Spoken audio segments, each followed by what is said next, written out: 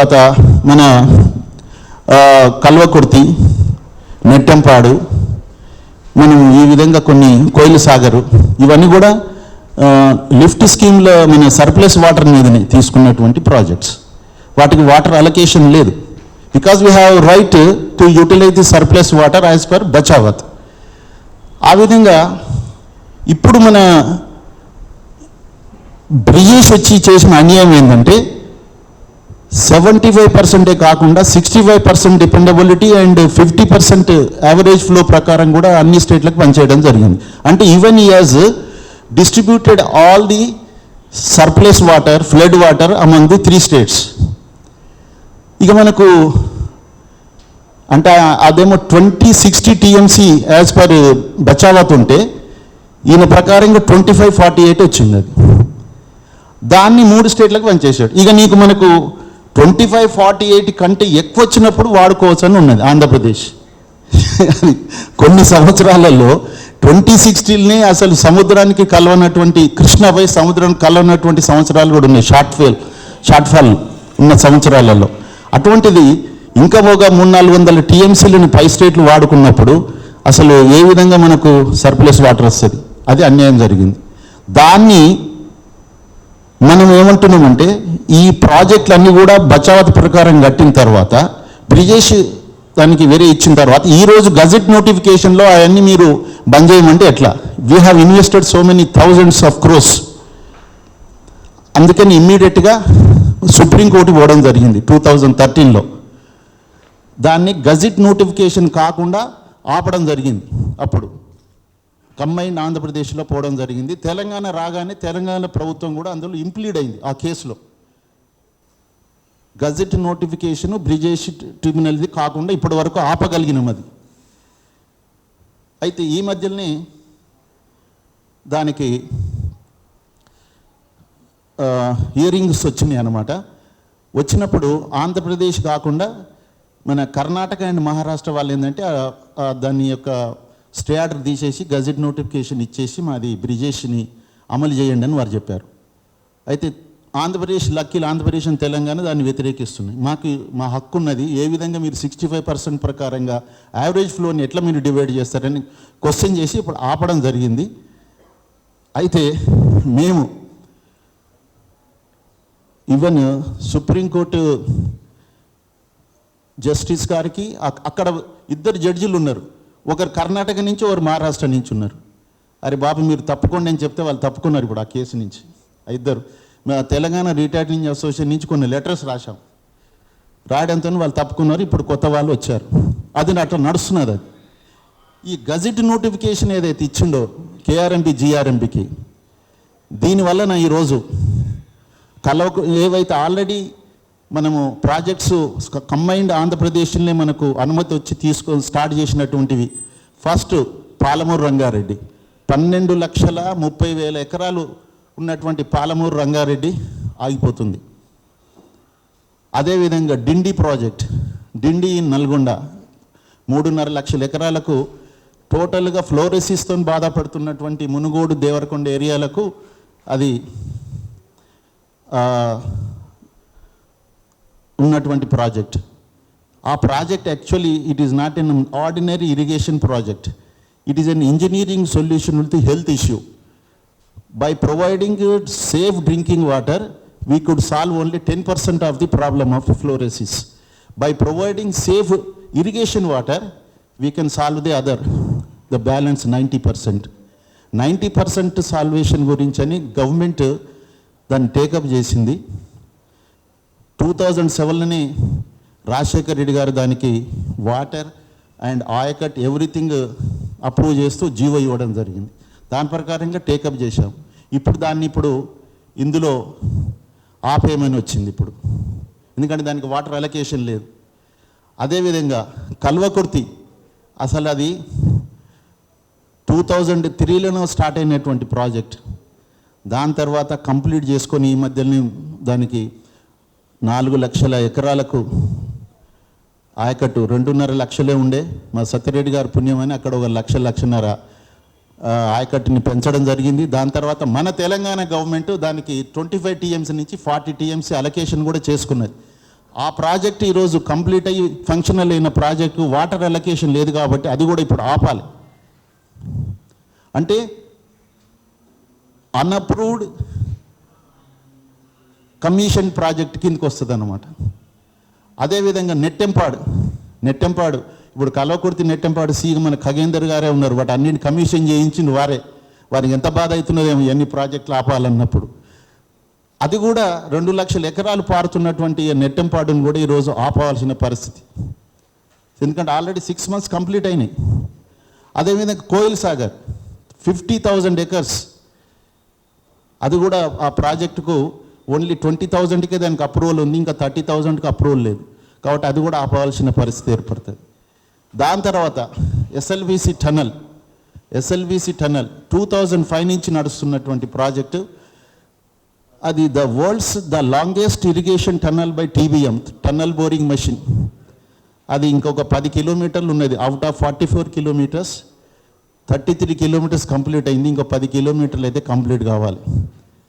నేను దాని యొక్క మొదటి నుంచి దాన్ని అగ్రిమెంట్ కానించి నేను ఎగ్జిక్యూటివ్ ఇంజనీర్గా పనిచేశాను, రిటైర్ అయ్యాను. ఇన్ని సంవత్సరాలు అయింది, ఇంకా అది కంప్లీట్ కాలేదు. ఇప్పుడు దీనివల్ల ఏంటంటే టోటల్గా అప్రూవల్ వస్తేనే అది బ్యాలెన్స్ వర్క్ కంప్లీట్ అవుతుంది.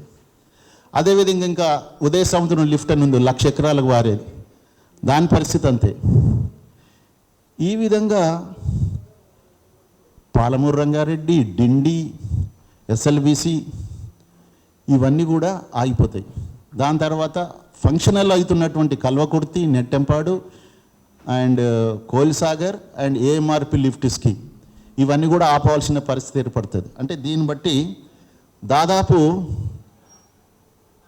అన్అప్రూవ్డ్ కమిషన్ ప్రాజెక్టులు ఏవైతే ఉన్నాయో వాటికి ఇరిగేషన్ ఏదైతే ఇస్తున్నామో దాదాపు 8 lakh acres మనం ఇరిగేషన్ ఇవ్వకుండా పోతుంది అన్నమాట. 8 lakh acres of area will be deprived of irrigation. First casualty. Second casualty is drinking water. హైదరాబాద్కు వచ్చేటువంటి 70% water is coming from Krishna. AMRP నుంచి వస్తున్నది, 3 పైప్ లైన్లు వస్తున్నది, ఒక్కొక్కటి nearly 6.5 TMC water per year. అటువంటిది టోటల్గా AMRP ఎప్పుడు బంద్ అవుతుందో ఇది కూడా హైదరాబాద్కు డ్రింకింగ్ వాటర్ 70%. మనకు మిగతాదేమో గోదావరి నుంచి కొంచెం అక్కడిక్కడి నుంచి తీసుకుంటున్నాం మనం, మంజీరా నుంచి. కానీ 70% వాటర్ హైదరాబాద్కు రాదు.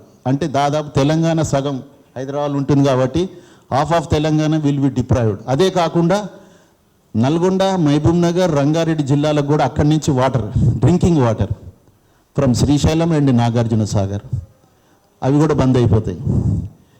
ఇవే కాకుండా so far we have invested nearly 37,000 crores on this ongoing and already completed projects, and we have acquired nearly 1 lakh acres for these projects, for canals and reservoirs and other things. వాటి ఏంటి సంగతి అసలు? తర్వాత వీళ్ళు తీసుకునేది తెలంగాణ టోటల్గా 2 బేసిన్స్ ఉన్నాయి, Krishna and Godavari. ఒక 1.5% వేరే బేసిన్ ఉన్నది. ఈ 2 బేసిన్లో ఉన్నటువంటి అన్ని మేజర్, మీడియం అన్ని ప్రాజెక్ట్స్ వాళ్ళ హ్యాండ్ ఓవర్కి పోయినట్టయితే including personnel, including engineers, staff, vehicles, buildings, everything will be under the control of the KRMB or GRMB. మరి కంప్లీట్ వాళ్ళకి ఇచ్చిన తర్వాత మెయింటెనెన్స్ గురించి అని 200 crores, అంటే KRMBకి 200 కోట్లు, GRMBకి 200 కోట్లు తెలంగాణ పే చేయాలి. ఆంధ్రప్రదేశ్ కూడా KRMBకి 200 కోట్లు, GRMBకి 200 కోట్లు. అంటే totally per year 800 crores these 2 states have to bear. అసలు ఇంతకుముందు శ్రీధర్ గారు చెప్పినట్టుగా ఇది అన్కాన్స్టిట్యూషనల్ అయినప్పుడు డెఫినెట్గా దీన్ని మేము ఇది 15th జూలైకి రాగానే మా తెలంగాణ రిటైర్డ్ అసోసియేషన్ తరఫున గవర్నమెంట్కి ఇది 25th జూలై రోజే మేము ఒక రిప్రజెంటేషన్ దాదాపు వారు చెప్పిన పాయింట్స్ అన్ని ఇలా కవర్ చేస్తూ ఫైనల్గా మా యొక్క ప్లీ ఏముండేనంటే, అంటే ఇద్దరు ముఖ్యమంత్రులు కూర్చొని దీన్ని సాల్వ్ చేసుకోవాలి. కేంద్రం ఏదైతే విధించిందో ఇది మనకు చాలా అన్యాయం 2 స్టేట్లకు. ఈవెన్ ఆంధ్రలో కూడా ఎందుకు ఆంధ్రలో కూడా ప్రాజెక్ట్స్ ఆగిపోతాయి కదా, వాళ్ళు దాన్ని గ్రహించక దాన్ని వెల్కమ్ చెప్పడం అన్యాయం. ఆంధ్రప్రదేశ్ ప్రభుత్వం దీన్ని గజెట్ నోటిఫికేషన్ మొదలు వెల్కమ్ చెప్పింది, దాని తర్వాత ఒక్కొక్క ప్రాజెక్ట్ అన్న నుంచి డిలీట్ చేయాలని చెప్పేసి పెట్టుకున్నారు ఒక్కొక్క ప్రాజెక్ట్.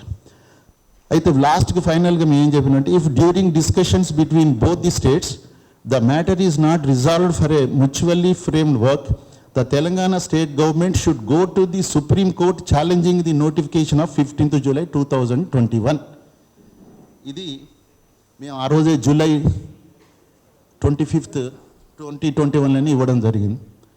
దాని మీద ఎలాంటిది చర్యలు లేవు.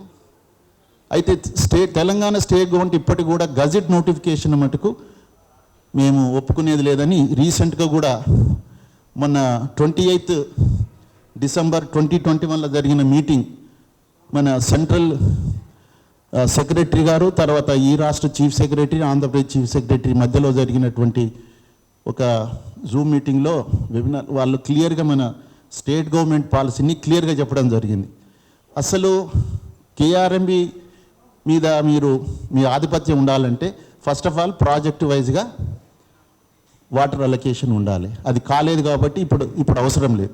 తర్వాత GRMB Godavari river management board ఏదైతే ఉందో అవసరం లేదు, ఎందుకంటే అక్కడ ఏవి మన ఇంటర్ స్టేట్ ప్రాజెక్ట్స్ లేవు, వాటర్ ప్రాబ్లం లేదు. కాబట్టి మనం ఏవైతే ఇప్పటివరకు అన్అప్రూవ్డ్ ప్రాజెక్ట్స్ని 6 DPRs పంపించినాం, దాన్ని అప్రూవ్ చేయండి అని చెప్పేసి కోరుతున్నాం అంతే. కాబట్టి సీతారామ లిఫ్ట్ స్కీమ్ అనేది కూడా ఇప్పుడు అది ఆగిపోయే అవకాశం ఉంది, ఇప్పుడు దానికి అప్రూవల్ లేదు కాబట్టి ఆ ప్రాజెక్టులు అప్రూవల్ ఇవ్వండి. Water is sufficient in Godavari, అసలు జిఆర్ఎంబి అవసరం ఏం లేదని చెప్పేసి మనం మొదటి నుంచి అంటున్నాం, ఇప్పుడు కూడా అంటున్నాం. కాబట్టి ఫ్రెండ్స్, ఇప్పుడు మనం ఈ గజెట్ నోటిఫికేషన్ ఆపకపోయినట్టయితే, టోటల్గా వాళ్ళ హ్యాండ్ ఓవర్గా పోయినట్టయితే మనం అసలు ప్రేక్షకులక అయిపోతా ఉన్నాడు. Department total irrigation department will be and the control of the central government. Only ఒక మైనర్ ఇరిగేషన్ వదిలారు, అందులో కూడా కొన్ని మైనర్ ఇరిగేషన్లో కూడా ఒక 10-15 ట్యాంక్స్ కూడా వాళ్ళ కిందికి పోయినాయి. అవి ఇంకా వాళ్ళు మీడియం అనుకుంటున్నారు అన్నట్టు. అంటే వాటి ayacut is rough about 1000 and 1500 లోపలనే ఉన్నటువంటివి కొన్ని ఉన్నాయి నల్గొండలో అక్కడిక్కడ, అవి కూడా వాళ్ళు తీసుకున్నారు. ఈ విధంగా టోటల్ డిపార్ట్మెంట్ని హ్యాండ్ ఓవర్ చేసుకొని మన మీద 400 కోట్ల ప్రతి సంవత్సరం రికరింగ్ ఎక్స్పెండిచర్ పెట్టి, మరి దేనికైనా రెస్పాన్సిబిలిటీ ఉన్నదా? ఏదైనా ప్రకృతి వైపరీత్యాలు వస్తే స్టేట్లే చూసుకోవాలి, మాకేం సంబంధం లేదు. గిప్పులన్నీ స్టేట్లే చూసుకోవాలి, ఏం లేదు.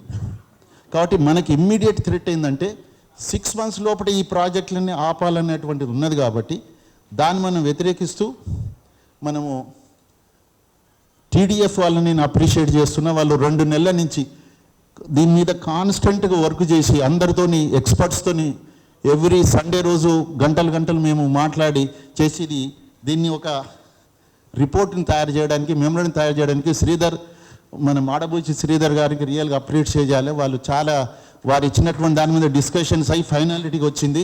నేను కొన్ని టెక్నికల్ సపోర్ట్ ఇవ్వగలిగాను.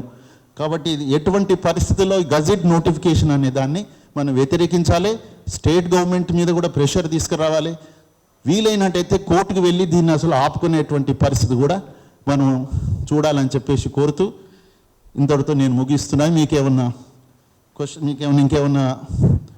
ఇంకేమన్నా డౌట్స్ ఉంటే అడిగితే నేను చెప్పగలుగుతాను. Thank you.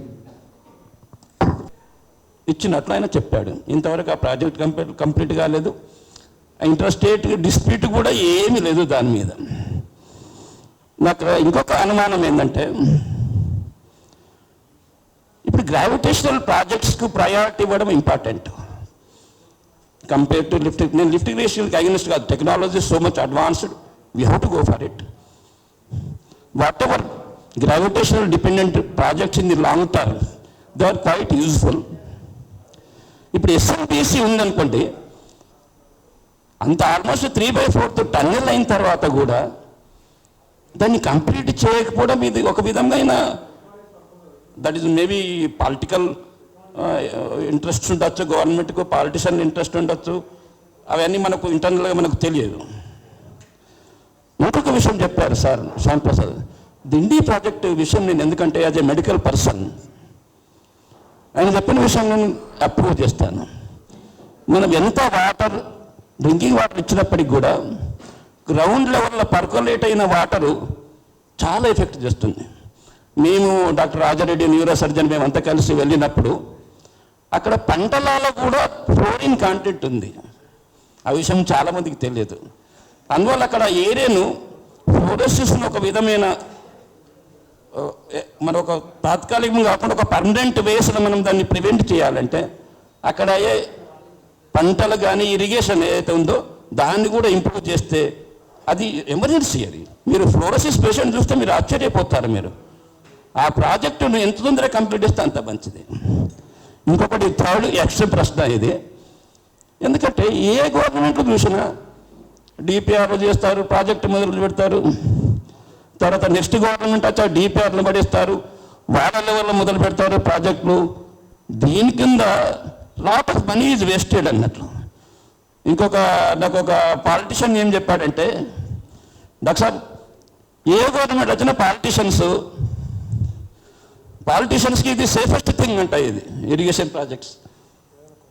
క్వశ్చన్ ఏంటంటే ఫస్ట్ క్వశ్చన్ ఇది రిగార్డింగ్ ది లెండి ప్రాజెక్ట్ మీద ఇంతవరకు ఎందుకు కాకపోయింది శ్యామ్ ప్రసాద్ రెడ్డి గారు చెప్పాలి. తర్వాత సెకండ్ ప్రాజెక్ట్ ఎస్ఎల్బిసి మీద, తర్వాత దిండి మీద చెప్పాలి. గురించి ఆల్రెడీ చెప్పడం జరిగింది. దాన్ని గవర్నమెంట్ టేకప్ చేసింది. తెలంగాణ గవర్నమెంట్ రాగానే దాన్ని ఇమ్మీడియట్గా స్టార్ట్ చేశారు 2015లో. దానికి అడ్మినిస్ట్రేటివ్ అప్రూవల్ ఇచ్చేసి అది ఇప్పుడు నడుస్తున్నది. అయితే దాని మీద కూడా ఇప్పుడు ఎన్జిటి దాని మీద స్టాప్ చేయమని చెప్పేసి కూడా వచ్చింది. In addition to gazette notification ఇంకా ఎన్జిటి వలన డిండి అండ్ పాలమూరు రంగారెడ్డి కూడా రెండు ఆపాలని చెప్పేసి కూడా ఇప్పుడు మన మీద ఉన్నది. అది green tribunal, national green tribunal నుంచి కూడా కొంత దాని మీద ఆంధ్రప్రదేశ్ వాళ్ళు వేయడం జరిగింది కేసులు. అదొకటి ఉన్నది. కాబట్టి దాన్ని మనము ఈ విధంగా పరిష్కరించుకోవాలంటే ఒకటే ఏంటంటే మన వాటికి వాటర్ అలొకేషన్ అనేది కావాలన్నప్పుడు మనం కొత్త ట్రిబ్యునల్ కోరాం. మనం సెకండ్ అపెక్స్ కౌన్సిల్లో సీఎం గారు మాకు కొత్త ట్రిబ్యునల్ వేయండి అన్నప్పుడు మీరు ఆల్రెడీ సుప్రీంకోర్టులో మీది కేసు ఉన్నది కదా, ఎందుకంటే తెలంగాణ రాగానే మనం అడిగితే 1 year దానికి ఏం స్పందించకపోతే సుప్రీంకోర్టు పోవడం జరిగింది. అది అక్కడనే ఉన్నది. అది అయితే ఇప్పుడు ఆ కేసు కనుక విత్డ్రా చేసుకుంటే వీ విల్ కన్సిడర్ అన్నప్పుడు that case has been withdrawn now. కాబట్టి ఇప్పుడు సుప్రీంకోర్టు మన సెంట్రల్ గవర్నమెంట్ మీద ఒక బాధ్యత ఏంటంటే ఇమ్మీడియట్గా ఒక కొత్త ట్రిబ్యునల్, అంటే అందులో 2 ఆప్షన్స్ ఉన్నాయి. ఈ బ్రిజేష్కే ఇస్తారా లేకుంటే కొత్త ఆయనకి ఇస్తారా, దాని గురించే ఆ రోజు మేము లా డిపార్ట్మెంట్ రెఫర్ చేసి ఇస్తామన్నారు. ఇప్పుడు ఇట్ వాజ్ రెఫర్ టు లా. అది కనుక వచ్చినట్టయితే మనకి ఈ 1000 ఫైల్ని తెలంగాణ ఎక్కువ క్లెయిమ్ చేసుకునే అవకాశం ఉన్నది. ఇప్పుడు అప్పుడు మనకు వాయిస్ లేదు కాబట్టి ఇప్పుడు వాయిస్ ఉన్నది కాబట్టి అందులో నుంచి ఎక్కువ వచ్చినప్పుడు మనకు ఇవన్నీ కూడా ఈ ప్రాజెక్టులు అన్నిటి కూడా అదేవిధంగా మనకు గోదావరి నుంచి 80 TMCని తీసుకొస్తే 45 TMC మనం నాగార్జున సాగర్ అప్స్ట్రీమ్లో వాడుకోవచ్చు అని చెప్పేసి అక్కడ బచావతి ఇచ్చింది. దాన్ని కూడా మనం ఇళ్లకు తీసుకున్నట్టయితే మనకు ప్రాజెక్టులకు వాటర్ అలొకేషన్ అనేది కనుక వచ్చినట్టయితే సిడబ్ల్యూసి క్లియరెన్స్ ఇస్తుంది. ఆ క్లియరెన్స్ ఎప్పుడైతే వస్తుందో మనకు ఆటోమేటిక్గా మనకు ఫండింగ్ ఏజెన్సీలు కూడా మనకు పెట్టుబడి పెట్టడానికి ముందుకు వస్తుంది, ఏదన్నా ఫైనాన్షియల్ ప్రాబ్లం ఉన్నా కూడా. కాబట్టి డిండి అండ్ ఎస్ఎల్బిసి మీకు చెప్పాను. ఆయన అన్ఫార్చునేట్లీ జయప్రకాష్ అసోసియేట్స్ వాళ్ళు నర్మదా ఇది మన సర్దార్ సరోవర్ కట్టిన వాళ్ళని చెప్పేసి వాళ్ళకి మేము చాలా ఉత్సాహంగా మేము అగ్రిమెంట్ చేసే అన్ఫార్చునేట్లీ వాళ్ళు బ్యాంక్రప్ట్ అయ్యారు. ప్రతి పైసా కూడా ప్రతి బ్యాంకులు వంచుకునే అన్ని ప్రాజెక్టులు వాళ్ళవి. కాబట్టి వాళ్ళు సొంతంగా పెట్టుకునేటువంటి పరిస్థితి లేదు. ఈ తర్వాత రాష్ట్ర పరిస్థితి కూడా కొంచెము దానికి దోహదపడ్డది.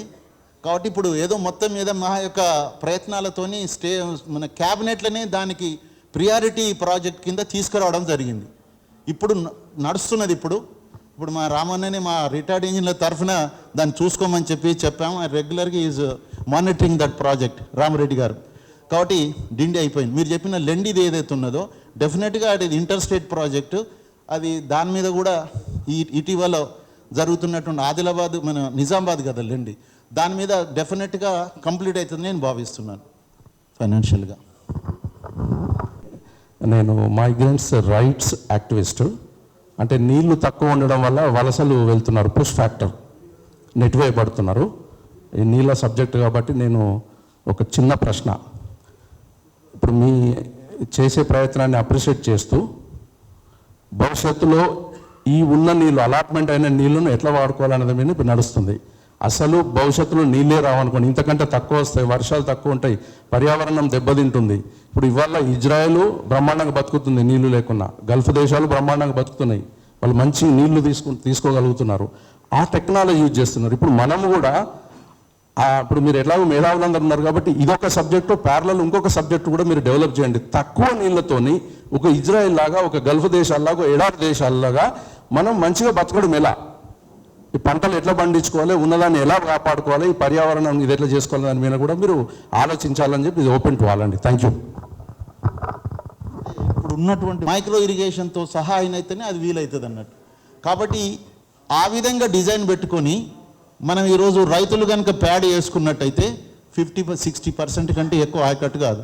మళ్ళీ tail end problems that we have observed in ఏఎంఆర్పిలో నేను సర్వే నుంచి కమిషన్ దాకున్నాను. నేను ఆ ప్రాజెక్ట్లో నా ముందు అది ఫస్ట్ నీళ్ళు దునికినప్పుడు పంపుల నుంచి 2001లో first of its kind in south east Asia, అంత పెద్ద లిఫ్ట్ స్కీమ్. కళ్ళ నుంచి నీళ్ళు దునికినాయి. 10 ఏళ్ళ తర్వాత ఆ ప్రాజెక్టును చూస్తే మళ్ళీ కళ్ళ నుంచి నీళ్ళు దునికినాయి. మొత్తం ఎక్కడికక్కడ టేల్ ఎండ్ పోవడం లేదు. ఎందుకంటే we are design for I D crops, they are going for paddy. Head రీచ్లో అందరికీ ప్యాడీ పోతున్నారు, వెనుకకు పోతలేదు నీళ్ళు. కాబట్టి మనము వాటర్ యూజ్ ఎఫిషియన్సీని మనం పెంచుకోవడానికని గవర్నమెంట్ మీద మేము ఫోర్స్ చేసి ఓంకారేశ్వర్ ప్రాజెక్ట్ మేము అందరం వెళ్ళాం, రామన్న మేము చంద్రమౌళి సాబ్ వెళ్ళి చూసి పైపు డిస్ట్రిబ్యూషన్ నెట్వర్క్ అంటే రైతు పొలం వరకు కూడా పైపే ఉండాలి. Total project should be under our control. ఆ విధంగా మేము అక్కడ చూసి వచ్చి ఇక్కడ మేము గవర్నమెంట్ని హరీష్ రావు గారిని, తర్వాత విద్యాసాగర్ వీళ్ళందరూ కూడా, జోషి గారు అందరు గవర్నమెంట్ ఇప్పుడు మన కాళేశ్వరం ప్రాజెక్టు ప్యాకేజ్ 21A అనేది ఇప్పుడు నిజామాబాద్ దగ్గర 1.8 lakh ఎకర్స్ని కన్వర్టెడ్ ఇంటూ పైపు డిస్ట్రిబ్యూషన్. అది కనుక సక్సెస్ అయితే పాలమూరు రంగారెడ్డి ఢిల్లీలో కూడా ఆ విధంగా చేసినట్టయితేనే మనకు వాటర్ కూడా కలుగుతాం, అప్రూవ్ చేయలేదు. కాబట్టి ఈ ప్రాబ్లం ఏదైతే ఉన్నదో నేను చెప్పింది లిఫ్ట్ స్కీమ్లకు water use efficiency, we have constructed the infrastructure state of art, but utilisation is age old. అట్లా ఉండకూడదు కదా. దాన్ని మనం ఒక నేటిగడ్డ నుంచి కొండపోచం వరకు రావాలంటే 10 లిఫ్ట్లు, 10 లిఫ్ట్ల ద్వారా వచ్చిన వాటర్ని నువ్వు మామూలుగా మళ్ళీ ఓపెన్ ఛానల్లో వాడడం అనేది మనకు అది వైబుల్ కాదు. పైపు డిస్ట్రిబ్యూషన్ నెట్వర్క్ ఇది ఓన్లీ ఆల్సో. దాని విషయంగా మేము గవర్నమెంట్ మీద చేస్తున్నాం. ఇప్పుడు 1.8 lakh ఎకర్స్ కన్వర్ట్ చేయగలిగింది. కనీసం ఇంత కృష్ణ మీద ఉన్న ప్రాజెక్ట్ని కూడా పైపు డిస్ట్రిబ్యూషన్ చేయగలిగితేనే మనకు ఆ వాటర్ సరిపోతుంది. తర్వాత క్రాపింగ్ ప్యాటర్న్ కూడా ప్యాడీ బదులుగా మిల్లెట్స్లో ఎంకరేజ్ చేయాలి. మిల్లెట్స్ రియల్లీ మిల్లెట్స్ ఒక kg of rice requires 5000 litres of water, వేరే 1 kg of millet requires only 500. ఒక kg ఆఫ్ రైస్ని 4 తింటే మిల్లెట్ ఒక kgని 10 మంది తింటారు. తక్కువ వాటర్ అవసరం పడుతుంది, హెల్తీ ఫుడ్. కాబట్టి సెకండ్ క్రాప్ మనం మిల్లెట్స్ కనుక పోయినట్టయితే మనకు ప్రజలకు ఆరోగ్యం బాగుపడుతుంది, ప్రభుత్వం మీద అనవసరంగా భారం తప్పుతుంది, వాటర్ అందరికీ సరిపోతుంది.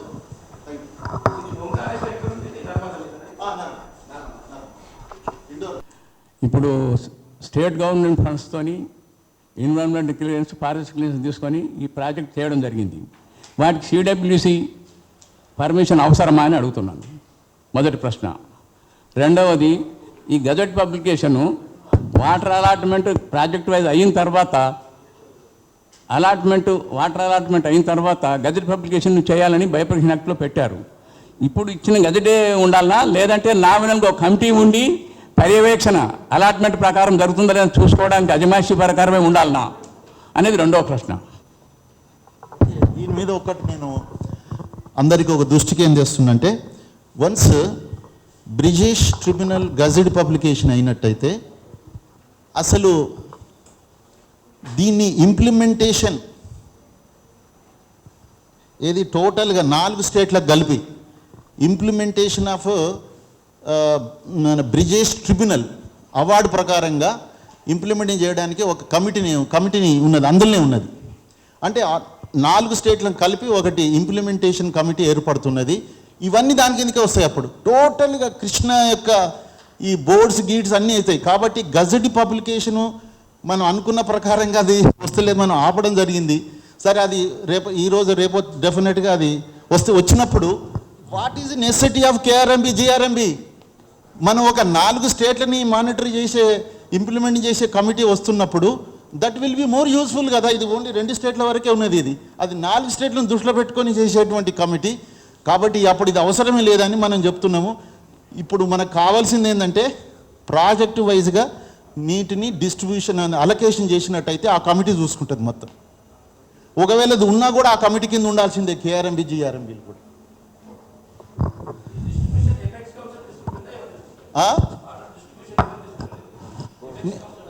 ఎపెక్స్ కౌన్సిల్కి సంబంధం లేదు కదా. ఇప్పుడు ప్రస్తుతం కేఆర్ఎంబి జిఆర్ఎంబీలు ఉన్నాయి 2. గోదావరికి జిఆర్ఎంబి, కృష్ణకు కేఆర్ఎంబి. కేఆర్ఎంబి ఫంక్షనల్ ఎప్పుడైతుందంటే ప్రాజెక్ట్ వైజ్గా ఇది వాటర్ అలొకేషన్ అని ట్రిబ్యునల్ చెప్పినప్పుడే ఆ ట్రిబ్యునల్ చెప్పిన అలొకేషన్ ప్రకారంగా అది డిస్ట్రిబ్యూషన్ చూసుకుంటుంది. ఇప్పుడు లేదు కదా, in absence of project wise allocation ఏం చేయలేదు. అప్పుడు 2 స్టేట్ల మధ్య జరిగిన ఒప్పందం ప్రకారమే చేయాలి. ఇప్పుడు అది జరిగింది ఒప్పందం, ఒక టెంపరీగా. అదే దాన్ని ఇంప్లిమెంట్ చేయడానికి ఉన్నది కేఆర్ఎంబి. ఇప్పుడు ఒక minimum requirement for filing public interest litigation is whether you have asked for this kind of relief from the government అని అడుగుతారు. ముందు స్టేజ్ అదనమాట. అందుకని మన కన్సర్న్డ్ అథారిటీస్కి మనము మెమరాండం పెట్టిన తర్వాత ఒక 20 రోజులు 30 రోజులు వెయిట్ చేసి దే హ్యావ్ నాట్ రెస్పాండెడ్ అని చెప్పి మనం సుప్రీంకోర్టుకు వెళ్తాం. కనుక it's a preliminary stage. We are definitely going to file public interest litigation. Yes, this is మేము తెలంగాణ డెవలప్మెంట్ ఫోరం త్రూగా పిల్ ఫైల్ చేయొచ్చు, ఎనీ ఇండివిజువల్ అదర్వైజ్ కూడా ఫైల్ చేయొచ్చు, ఎవరైనా చేయొచ్చు. సో అట్లా చేస్తేనే బెటర్ ఉంటుంది. So that's you are right, you are right. By great luminary Mahapisa, then another engineers and all. I am a layman, but I am a historian.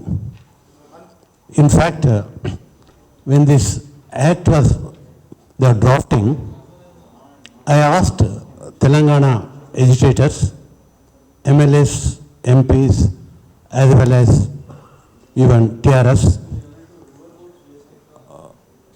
to submit memorandums I require this thing. None of them paid any attention to it.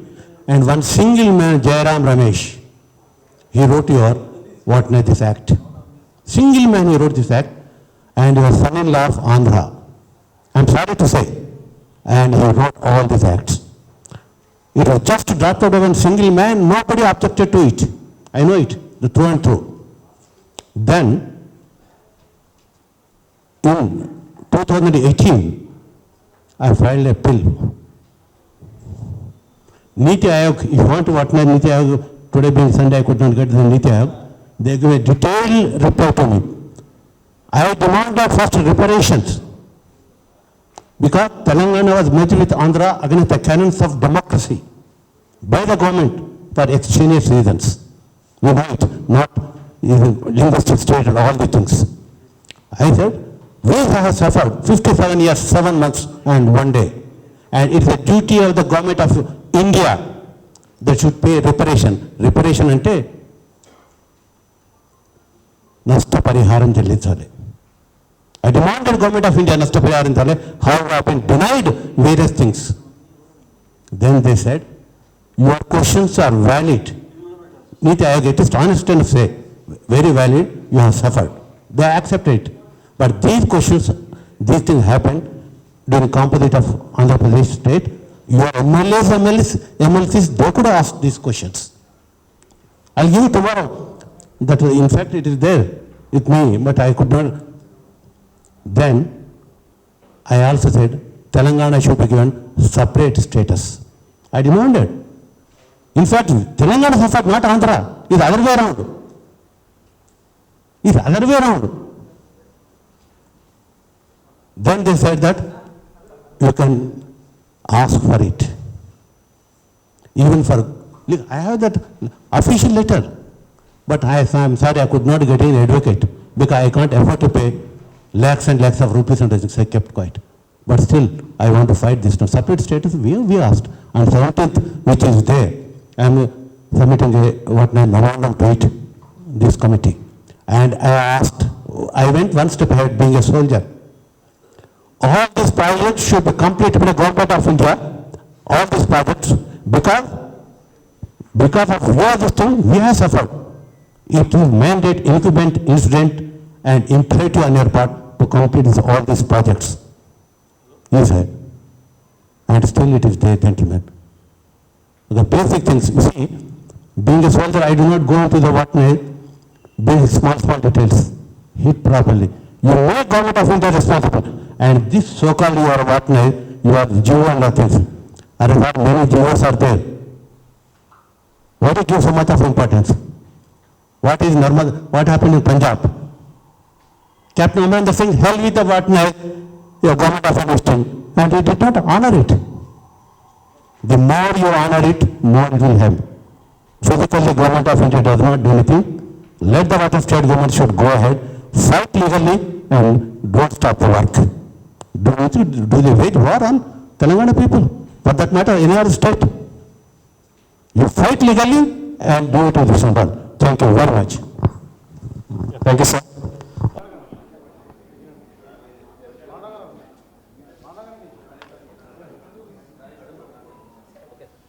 Okay, Telangana రాష్ట్రంలో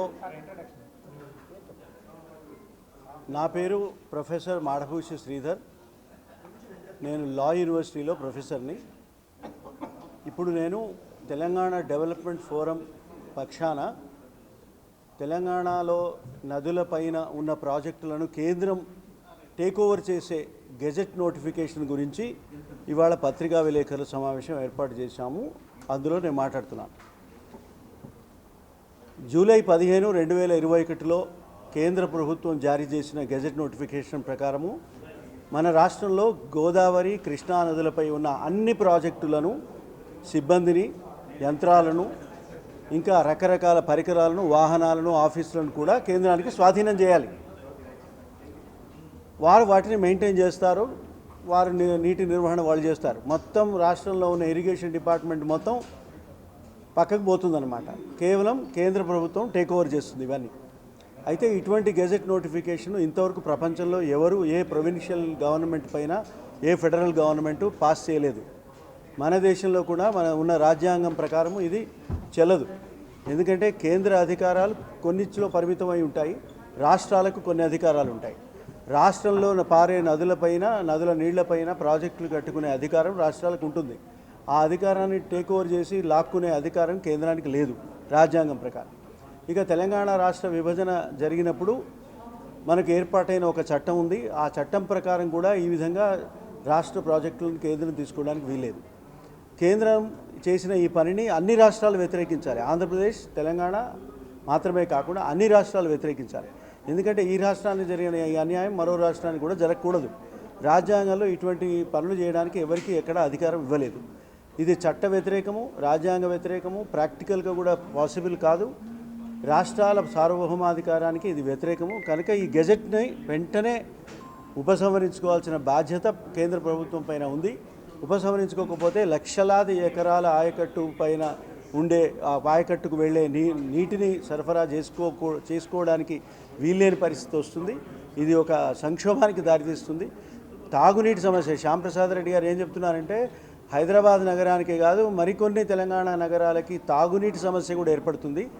ఇది కనుక ఈ గెజెట్ను ఆపకపోతే సాగునీరు, తాగునీరు మనకు అందకుండా చేసే ఈ గెజెట్ నోటిఫికేషన్ను ప్రజలంతా వ్యతిరేకించాలి, ప్రజాప్రతినిధులు వ్యతిరేకించాలి. రాష్ట్రపతి దీన్ని ఉపసంహరించాలని కేంద్ర ప్రభుత్వాన్ని ఆదేశించాలి. కేంద్ర ప్రభుత్వం కూడా దీన్ని వెంటనే ఉపసంహరించుకోవాలి అని మేము మనవి చేస్తున్నాం. ఈరోజు టీడీఎఫ్ తెలంగాణ డెవలప్మెంట్ ఫోరం తరఫున మన కేంద్ర ప్రభుత్వము విడుదల చేసిన గజెట్ నోటిఫికేషన్ విషయంలో ఈ ప్రెస్ కాన్ఫరెన్స్ అరేంజ్ చేయడం జరిగింది. అందులో నేను Shyamprasad Reddy, general secretary, Telangana retired association. మేము గజెట్ నోటిఫికేషన్ 15th జూలై 2021 రాగానే రోజు విడుదల చేయగానే మేము 25th జూలై నాడే 25 జూలై నాడే మా తెలంగాణ రిటైర్డ్ అసోసియేషన్ తరఫున గవర్నమెంట్కి ఒకటి మేము ఆల్రెడీ ఒక రిప్రజెంటేషన్ ఇవ్వడం జరిగింది.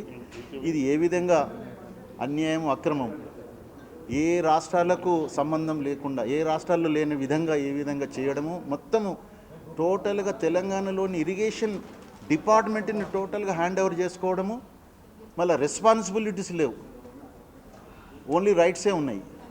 రెస్పాన్సిబిలిటీ అంతా స్టేట్ గవర్నమెంట్ల మీద వేసి దాని వరకే ఏదైనా డివాస్టేషను లేకుంటే ఏదైనా ప్రకృతి వైపరీత్యాలు వచ్చినా కూడా స్టేట్లీ భరించాలి. కానీ 400 కోట్లు 800 కోట్లు రెండు రాష్ట్రాలు దాన్ని కేఆర్ఎంబి జేఆర్ఎంబికి ఇవ్వాలని చెప్పేసి అందులో ఉన్నది.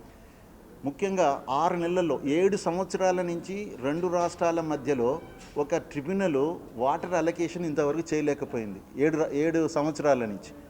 కానీ 6 నెలల్లో ఈ ప్రాజెక్టులన్నిటికీ దాదాపు 15-16 అప్రూవల్స్ అవసరం ఉంటుంది ఒక ప్రాజెక్టుకు కంప్లీట్ కావాలంటే. సిడబ్ల్యూసీల నుంచి కానీ, పర్యావరణం నుంచి కానీ, ఫారెస్ట్ నుంచి కానీ, ఇవన్నీ కూడా 6 నెలల్లో తీసుకురాకపోయినట్టయితే ఈ ప్రాజెక్టులన్నీ బంద్ అని చెప్పడం ఏదైతే ఉన్నదో చాలా అన్యాయం, అక్రమం ఇది. కాబట్టి దీన్ని మేము టోటల్గా మేము అపోజ్ చేస్తున్నాము. ఏదైతే తెలంగాణ డెవలప్మెంట్ ఫోరం ఏదైతే వాళ్ళు చేపట్టినరో దానికి మేము పూర్తిగా సహకరిస్తున్నాము. దీనికి ఆల్రెడీ ఇప్పుడు ప్రెసిడెంట్ గారికి ఇవ్వడం జరిగింది మెమోరాండం. దాని తర్వాత మిగతా కన్సర్న్ వాళ్ళందరూ కూడా ఇచ్చిన తర్వాత అవసరమైనట్టయితే మనం కోర్టుకు కూడా వెళ్ళి దీని మీద మనం ఇమ్మీడియట్గా దీన్ని స్టే తీసుకురావడమా, దీని మీద ఏం చేయాలనేది కూడా మనం ఆలోచిస్తారని అనుకుంటున్నా టీడీఎఫ్ వాళ్ళు. వారికి అందరికీ మేము సహకరిస్తాం. ముఖ్యంగా ఇంతకుముందు శ్రీధర్ గారు చెప్పినట్టుగా ఇది ఒక 8 లక్షల ఎకరాలకు నీరు అందకుండా పోతుంది, సాగునీరు. దాని తర్వాత ముఖ్యంగా దక్షిణ తెలంగాణలో ప్రాజెక్టులన్నీ కూడా ఆగిపోతున్నాయి. దాని తర్వాత హైదరాబాద్తో సహా 3-4 జిల్లాలకు మంచినీరు లేకుండా పోతుంది ఒకవేళ ఇది ఇంప్లిమెంట్ అయినట్టయితే. ఇలాంటి దుర్మార్గమైనటువంటి గజెట్ నోటిఫికేషన్ని మనం అందరూ వ్యతిరేకించాలని కోరుతూ దీన్ని ఇమ్మీడియట్గా ప్రభుత్వం చాలా సీరియస్గా తీసుకొని దీన్ని ఆపే ప్రయత్నం చేయాలని చెప్పేసి మేము కోరుతున్నాం. జై తెలంగాణ.